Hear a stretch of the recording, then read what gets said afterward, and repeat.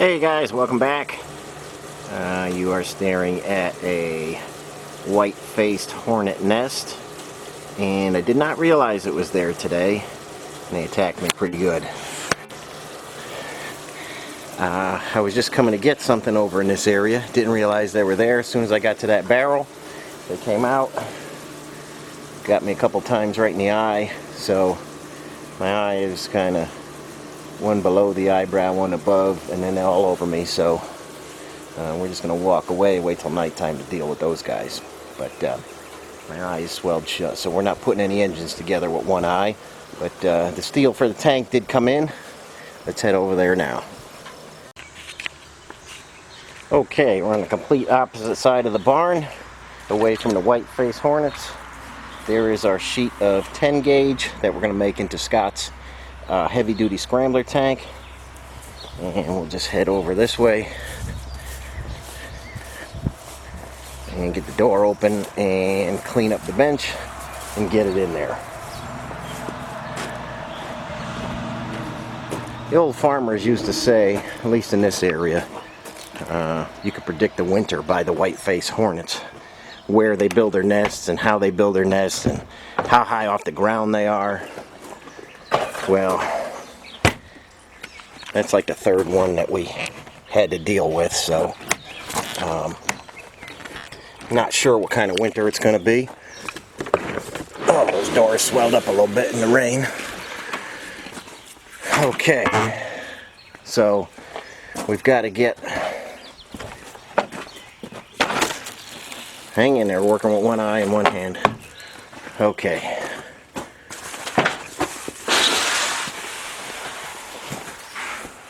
Okay, we got to get that sheet on the bench. Got to get the bench cleaned off first. And always when there's nobody around, we have heavy lifting to do. But let's give it hell, get that sheet up on the bench here.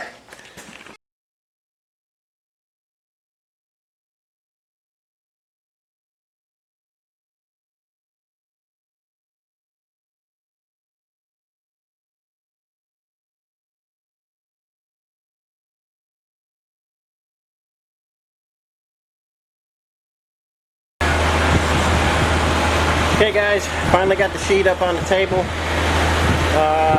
Almost 300 pounds of 10 gauge there. That was a bear to get up there, but it's up there. Let's go take a look at the tanks.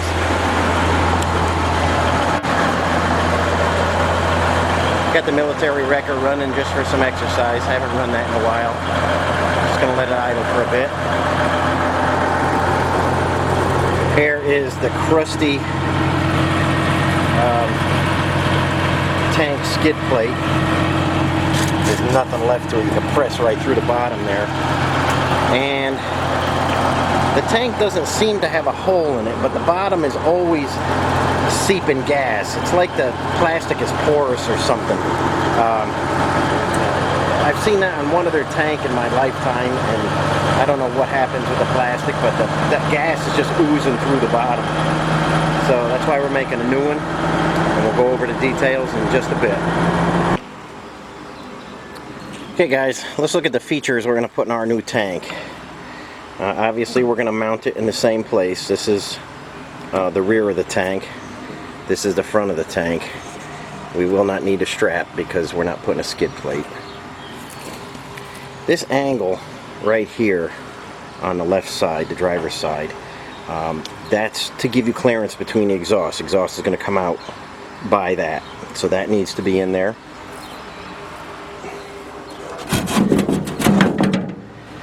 This little add-on shield was to protect anything from coming up and hitting the hoses.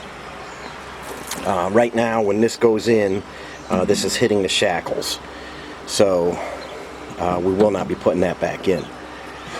Now they didn't differentiate between the Scrambler and the CJ tank. You can see there's an angle here. Okay, now when this was in a CJ7,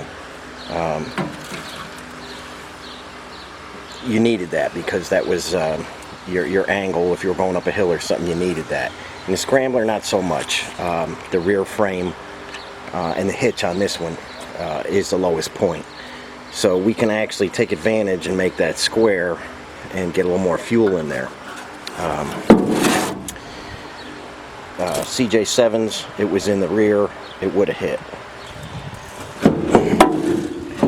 When you come to the front of this guy, there's just a little angle in there, and we don't actually need that for anything, so we'll make a square tank and we'll potentially get maybe 22, 23 gallons by adding where they had angles. The plastic tank, we'll put fittings on it such as that for the hoses. Obviously they're all cracked, we're going to need new hoses and stuff. Plastic tanks use a screw down sending unit. We could use a sending unit with a clamp on the top to get our two lines, our fuel supply and our return. This was part of the emissions system, and I'm not sure what we're doing. I don't think Scott is going to have emissions tests, being that this is older and this is an 83. I don't know how much emission stuff we're going to have to put on there. I'm going to talk to him about that, but we'll decide if we're going to run all the emissions junk on this engine. So we'll get started. This is going to be a cut and welded tank. We're not going to try and bend all the angles in here and make it out of one piece on the press brake and then put sides on it. We're going to cut and weld. The 10 gauge is 135 thousandths thick, so just a hair thicker than 1/8 inch. Super strong, much stronger than this. Might be 14 gauge, probably 16 gauge tank shield. And like I say, this tank is just oozing gas, so it's not going to do us any good. So we'll go in, we'll lay out the 10 gauge, and we'll start cutting that. Okay guys, in this building, I keep the fan going quite a bit. I made this building very tight so I could heat and cool it without any trouble. The problem is I did not get my heating and cooling system in here yet, and things are starting to get a little bit of rust on them. It is a little damp. Everything is super tight, so I'm going to put a mini split in here, heat and AC. Kind of screwed myself because I got big doors everywhere. I think that's going to be the wall that the unit goes on. But I got to get that in pretty soon because I'm not happy with the way things are starting to get. A little bit of rust starting to come on everything. So I don't like that. But it's just another thing I got to do. I got to get busy, size the unit, and get it in here and get that done. It won't hold us up too much from building the tank, but it's just another thing I got to do. You know, when you build tight like this, you got to have air movement. And there's no windows in this shop either, so there's no light, and you know, dark and damp is never good, especially for a sheet metal shop. So here is the sheet. This is hot rolled. It's not worth getting cold rolled because the price is almost 5 times as much for cold rolled. We'll just cut our pieces, take them out, we'll sandblast them, get down to bare metal so that when we coat the inside of this tank, you do not want bare steel inside of a tank. It will rust, so you got to put a coating in there. And you know I like to use the Bill Hurst stuff. So we'll get everything laid out, start cutting, and I'll show you how we're going to cut this tank up. I did get the bandsaw running for little pieces and tubing and stuff like that. So that's going now. My buddy Mike was able to just through some pictures and text messaging, he was able to talk me through all the wires in there. Let's give that guy a flip on. My big starter contactor was humming and making noise, and I didn't want to have any trouble, so that guy fires right up now and shuts right off. So hate to be without my bandsaw, but I got it up and running, and we'll use that for little pieces, and I'll go grab the other saw that we're going to start chunking this sheet up with. Okay guys, this is what Now we're going to cut this sheet up with. This is my Milwaukee heavy-duty circular saw here. It's got a steel blade in it now. I knew that blade needed to be changed, and I thought I had another one. But when I grabbed it, I realized my last blade I had was an aluminum blade. It's a finer tooth. It won't work good on the steel. So I want to put a new blade on here because I want perfect cuts. This saw is just like a regular wood circular saw. You can cut sheet metal. You could cut, you know, basically anything. I've cut up to 1-inch plate with this. I cut a bunch of parts for the sawmill. It was 1 inch by 6 inch wide, and I had to cut 30 pieces, and it went right through the 1 inch stuff. You got to go slow, but it went right through it, much faster than the bandsaw. It cuts sheet just like plywood. If you put a straight edge on there and you guide it through, it's the quality is just as good as a shear cut if you get everything nice and straight. I was going to start chunking up today. Not happy with the blade in there. I don't even want to try it. So I'm going to order a new blade today, and we'll get chunking this up soon. Okay guys, I found another blade that wasn't too terrible. A little worn out, but I think we can start chunking up the pieces. I'm just going to show you one cut, show you how easy it is with a skill saw that cuts steel. And it's a tool I highly recommend a lot of do-it-yourself shops have, because you can cut just about anything with it. So let's give it a go.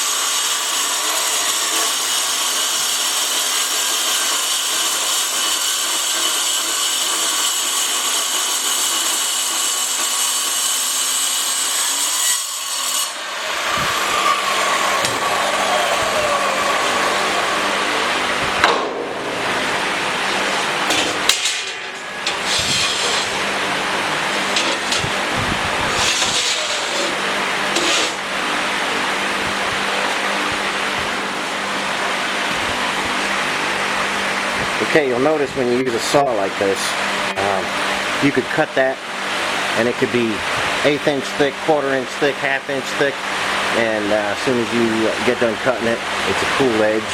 I don't know how they do have that technology, but you could basically put your tongue on that as soon as you're done cutting it. It's very cool. Now that edge does not need any further preparation. If you cut this with a plasma cutter or a torch or anything like that, we have to really clean it up.